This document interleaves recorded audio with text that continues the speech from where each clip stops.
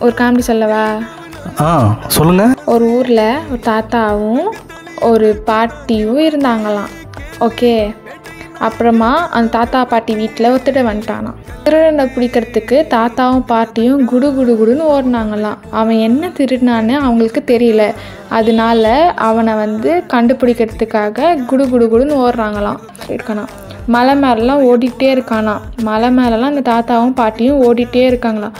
ஓடி ஓடி ஓடி ஓடி கடைசியில் அந்த திருடனை பிடிச்சிடுறாங்களாம். ஓகே, பிடிச்சிட்டாங்க. இப்போ அந்த திருடை பிடிச்சிட்டாங்க. இப்போ அவங்க காலை உடச்சி பார்க்குறாங்க.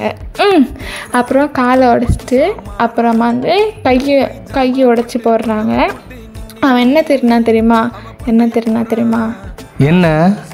அது பாட்டியோட நைட்டி. ஓஹோ, காமெடி இது. ஓ, காமெடியா?